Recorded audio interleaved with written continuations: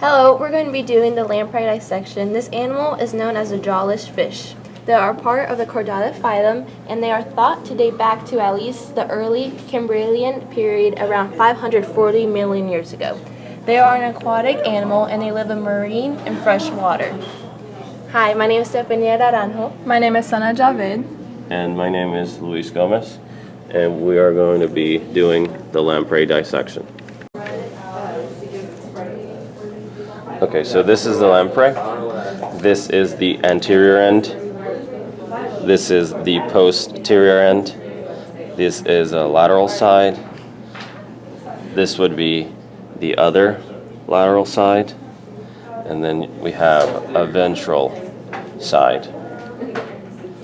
On the dorsal side, It has a darker pigment, and on the ventral side, it has a lighter pigment. This is known as counter shading. okay, on the anterior side, you have the mouth. The mouth is essential for the nutrition as they are a parasitic fish.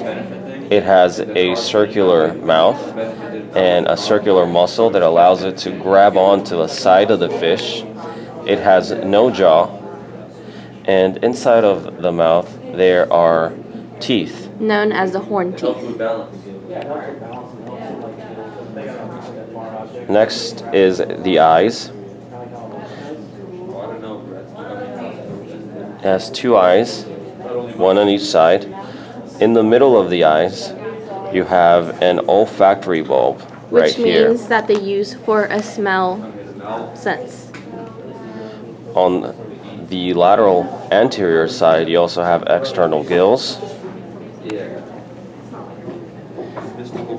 You have 1, 2, 3, 4, 5, 6, and 7 external gills. They use the gills for a gas exchange in their environment. Okay, we'll move further back on the dorsal side, and you have your fins. And this is the reason why they have a snake-like motion in the water. The very posterior part of the lamprey is where the caudal fin is, and this is what it allows it to move. This is what propels the animal. On the ventral side, on the posterior end, you'll have two openings. One is the end of the alimentary canal, which is your anus, and the most posterior opening is the cochlea, and the cochlea is a place of metabolic release, and also This is where the reproductive tract and the urinary tract meet. This is where the metabolic weight leaves, as you said before, and this is where the egg and sperm leaves also, depending on their sex. Okay, we're going to get started with the dissection. We're going to make a sagittal cut all the way down the animal. As you can see, we have already dissected the lamprey. This is the mouth, and this is the tail. We have determined the sex of the lamprey as if it's male. If it were to be female, we would have found many eggs in this region of the body. This whole section are the gonads.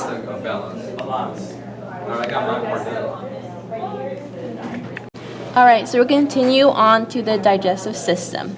This is the mouth, and following after the mouth, in this hollow structure, is a pharynx. Following the pharynx, under these gills, right here. And then this green region right here is going to be the liver. Following the liver, in this tube-like structure, in the ventral side of the lamprey, is the intestine.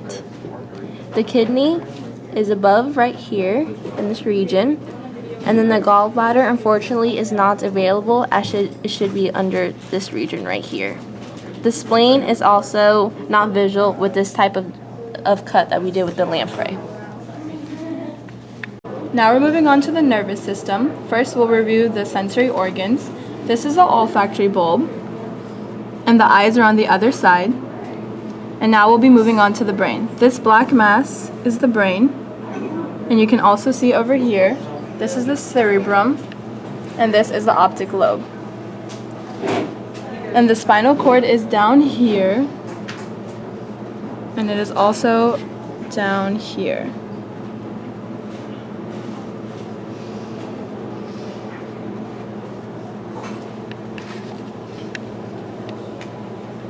Now we're moving on to the circulatory system.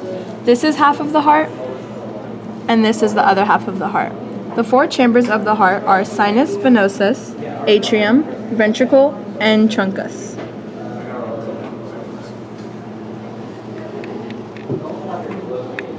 Lastly, on the internal anatomy of the lamprey, we'll talk about why these animals are put into the phylum Chordata. All of the Chordata animals have a notochord, which is right here on the dorsal side of the animal. Above it is the spinal cord, and underneath it we'll have the kidney, and then the esophagus that goes to the intestine, and the liver. So that is the lamprey dissection. Thank you very much.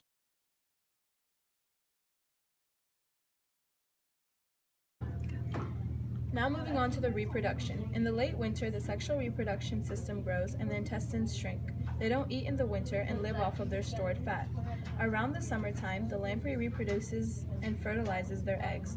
They lay about 30,000 to 100,000 eggs, and the male fertilizes the eggs. When the eggs hatch, the larvae goes into the sediment and stays there for about 3 to 5 years. They lack eyes and also oral suckers. Okay, we've already seen the brain and the body. Now we're going to use this model and see how it functions all together. Now the top form is a cerebrium. This is responsible for the integration of the body. Following on the bottom in the blue is optic lobe, meaning that this is used to process the information that the eyes pick up in the environment. This is very helpful to catch their prey in order to be a parasite. The cranial nerves is found here all the way down into the spinal cord. And this gland is responsible for the hormones. It is called the pituitary gland. Now we're moving on to the respiration. The gills are the main respiratory organs. There are 7 gill pouches on each side of the respiratory tube.